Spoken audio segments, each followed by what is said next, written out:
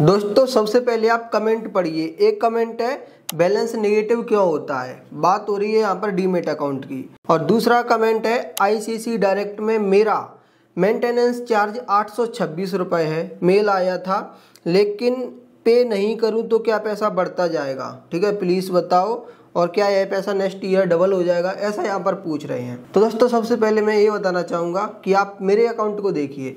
M stock में 145 रुपये negative है, स्टॉक्स कार्ड में मेरा 370 रुपये नेगेटिव है, और यह है 1 दिसंबर को कितना था 2254 रुपये।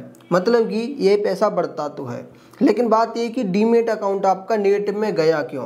तो देखिए दोस्तों, इसकी जो मेन वजह है ना तो वो दो है, और इसके अलावा फिर काफ़ी सारी वजह हैं। लेकिन काफ़ी सारी जो वजह है ना वो बात है कि आप डीमेट अकाउंट के अंदर काम करती हैं, ठीक है, तब आपका बैलेंस नेगेटिव में जाता है। लेकिन दो वजह ऐसी हैं कि आप कुछ भी काम मत करो, आपका डीमेट अकाउंट है तब भी उसमें नेगेटिव बैलेंस होता रहता है। और एक कितना बढ़ता है वो भी मैं आपको बताने वाला हूँ। तो देखिए दोस्तों, जो दो वजह है ना, तो एक तो है एएमसी चार्ज। जैसे कि डीमेट अकाउंट फ्री में ओपन होता है, 1 साल के लिए एएमसी नहीं लगता है। और सच बात तो ये है कि काफ़ी सारे लोगों को पता नहीं रहता है एएमसी चार्ज नाम की भी कोई चीज़ होती है। तो लोग अपना अकाउंट ओपन कर लेते हैं, तो अकाउंट ओपन करने के बाद फिर नेक्स्ट ईयर से एएमसी चार्ज लगने स्टार्ट होते हैं। तो अगर आप अपने डीमेट अकाउंट में ट्रेडिंग करते हैं, इन्वेस्टमेंट करते हैं, मतलब कि आप फंड उसमें ऐड है या फिर करते रहते हैं, तो वो पैसा वहाँ से कट जाता है। अदरवाइज क्या होता है कि आपने रेफर एंड अर्न के लिए ओपन किया था, या फिर आपने ऐसा सोचा था कि चलो मैं अकाउंट ओपन कर लेता हूँ, कभी इन्वेस्ट करूँगा, और आपने उसमें फंड नहीं डाला, लेकिन एएमसी चार्ज उसमें लगे, वो फिर पे होंगे। तो वो दोस्तों क्या होता है, आपका जो वॉलेट होता है डीमेट अकाउंट का, उसी में नेगेटिव में दिखाने लगता है। और देखो वजह है, जैसे कि मान लो आपने मार्जिन ट्रेड फंडिंग ली, या फिर फंड था उससे ज़्यादा की आपने ब्रोकरेज बना दी, तो ऐसी कंडीशन में भी आपका डीमेट अकाउंट नेगेटिव में चला जाता है।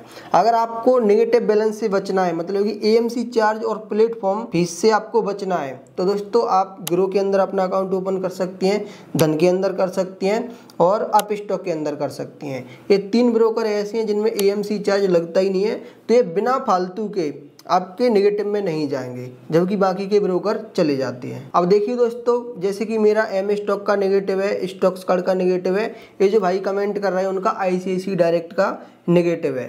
तो अगर मान लीजिए ये नेगेटिव बैलेंस पे नहीं करते हैं, तो ऐसी कंडीशन में क्या होगा, तो ऐसी कंडीशन में हमारा जो नेगेटिव बैलेंस होता है उस पर लगता है इंटरेस्ट, और यह है पर ईयर 21% होता है, किसी किसी डीमेट अकाउंट में 18% भी लगता है, या फिर पर डे का 0.05% लगता है, या फिर किसी किसी डीमेट अकाउंट में 0.07% भी लगता है। तो कहने का मतलब ये है, जैसे कि मैंने आपको बताया कि दिसंबर में यह 2254 रुपये था, और आज जब मैं इस वीडियो को बना रहा हूँ, आज 27 फरवरी है, तो अभी तक यह है 2370 रुपये हो चुका है। तो कहने का मतलब ये कि ये बैलेंस बढ़ता तो जाता है, और जब तक हम क्लियर नहीं करेंगे तो बढ़ता जाएगा, फिर उस पर इंटरेस्ट भी लग रहा है। तो कहीं ना कहीं ये समझ लो कि वो पैसा हमारा इंटरेस्ट लग के और बढ़ता जा रहा है। और अगर हम अपने डीमेट अकाउंट को क्लोज करवाते हैं तो डीमेट अकाउंट भी क्लोज नहीं होगा। डीमेट अकाउंट क्लोज करने की कुछ नियम और शर्तें होती हैं, जैसे कि आपका डीमेट अकाउंट एकदम फ्रेश होना चाहिए,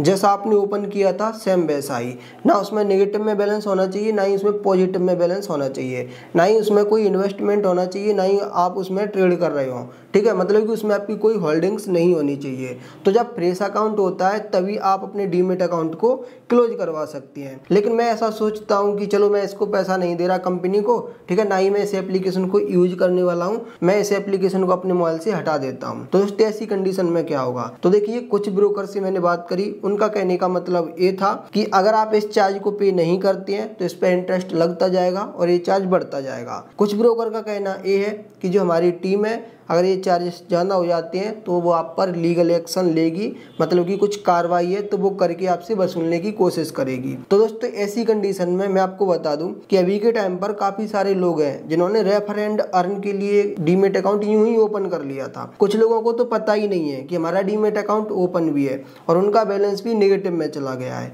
तो दोस्तों ऐसी कंडीशन में अगर आप फ्यूचर के लिए एकदम सिक्योर होना चाहते हैं तो आप ये चार्ज पे कर दीजिए और अपने डीमेट अकाउंट को क्लोज करवा दीजिए। तो दोस्तों इस वीडियो में बस इतना ही था। उम्मीद करता हूँ ये जानकारी आपको पसंद आई होगी।